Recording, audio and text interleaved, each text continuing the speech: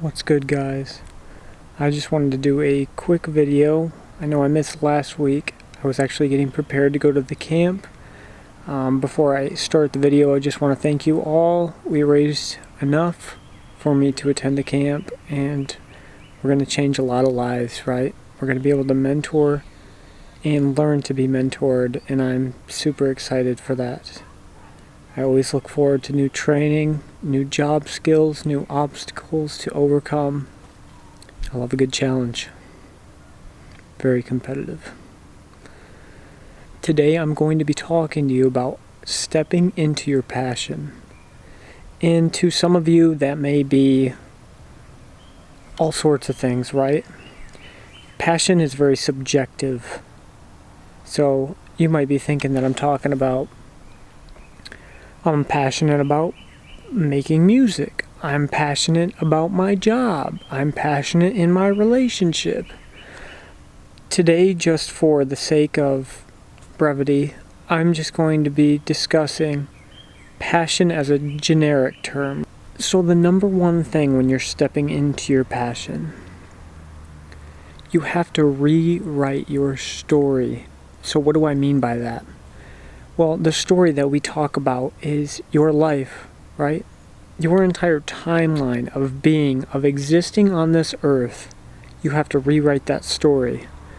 Because a lot of us tend to have a negative story, it appears, rather than a positive story. And we want to highlight those moments in our life that, yes, they were challenging, but we can move past them. Yes, that held me back at one point, but it no longer holds me back. Yes, that's who I was, but that's no longer who I am. And I do apologize. I'm in the backyard right now, so we got a lot of the big yee trucks driving by through here. And so the second part of that is to destroy your self-limiting beliefs. And before I explain what those are later in this video, I just want you to really take control of the fact that we as humans tend to hold on to the good and bad parts, right? And it's important for us to be able to remember both those things because we want to grow from them. But when you're rewriting your story, you're rewriting not how things went, right? We're not saying that these things didn't happen the way that we thought they did, but rather how they made us feel in those moments. That's what we're rewriting. Again, our past does not have to define us, and that's part of this story. So another thing that we might do when we're stepping into our passion is creating self-affirming, positive statements in our life, right? Something that I am now particularly in the timeline of doing as an individual, and I have a hard time with that at times. But I'm taking sticky notes. I'm taking very specific things that mean positive affiliation to me. It can be a quote, it can be a statement, it can be a verse. It's really just what speaks to you as an individual. It's affirming what I want to believe and what I will believe about myself from that point on. I'm not worried about the past, as we've been talking about in these last videos. I'm not worried about the present, and I'm not worried about the future. I'm trying to change the person that I am for the better each and every day. And I know each one of you are as well. So allow me to ask you this. When you have free time on your hands, what is the content that you consume? Do you endlessly just binge TV and mindlessly drone on your laptop or phone for information? Or is there a purpose? Is there a motivating factor? What is it that you can't get enough of? When it comes to your passion, what is the content that you're consuming? Perhaps you want to go into marketing and you're looking up business plans and you're learning about the history of advertisements. Perhaps you're looking into going into real estate and you're looking at the housing market and you're listening to podcasts of other realtors, how they made their first couple million, how they sold these big title companies, right? How they bought these property up, how they collected property. So there's a quote that some of you might know by a man who wrote the book The Art of Not Giving Up, Mark Manson. And I wanted to share that with you guys today very briefly. The problem is not a lack of passion for something. The problem is productivity. The problem is perception. The problem is acceptance. So, I want to emphasize, passion itself will not always make you want to get up at 5 a.m. and go do what you love. You're going to have good days and bad days, and you have to decide which one you are going to have in that moment. I can let my feelings overrule my rational thought. I don't want to do this. I feel sluggish today. I don't feel like getting out of bed. Or I can discipline my mind and tell myself, no, this is how it is. I choose to succeed. I choose to live a life of abundance. I choose to be successful in all my endeavors.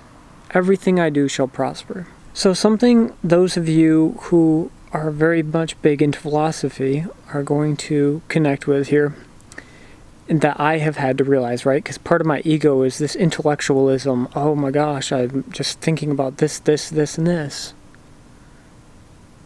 And you have to understand that passion in itself is not an intellectual pursuit or a process. Passion's not something that can just be thought about, right? You take 2 hours and you think about what your passion is. No. Passion is 100% intuitive.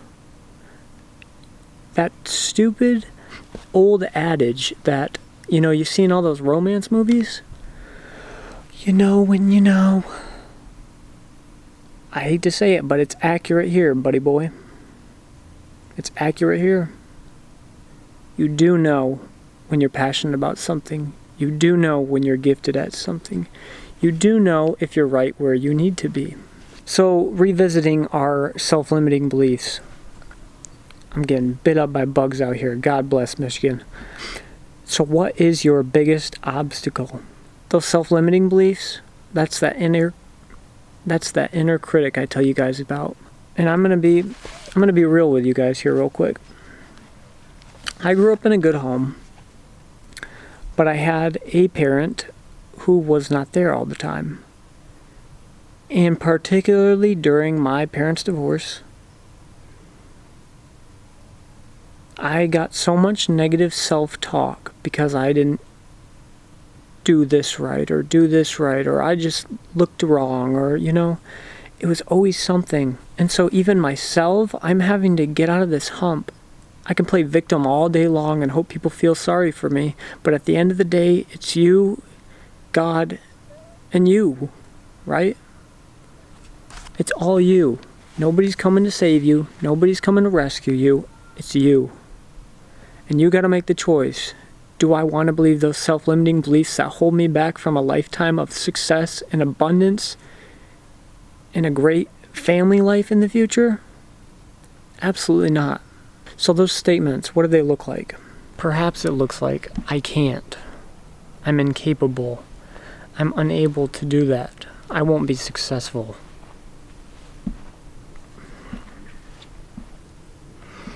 I'm a failure. And all those things, my friend, are lies. They're lies we tell ourselves to hold ourselves back from those beliefs, right? To hold ourselves back from the success. We talk about that self-sabotage. Here it is. Are you going to continue to let what other people have sowed into your life in the past ruminate on your mind? Or are you going to change your thought process? Are you going to change who you are? Are you going to build yourself back to be the best version of yourselves possible, that these people that destroyed you, that tried to destroy you, are unsuccessful? So with that today, those are your keys to passion. Those are your keys to success. And as always, stay frosty.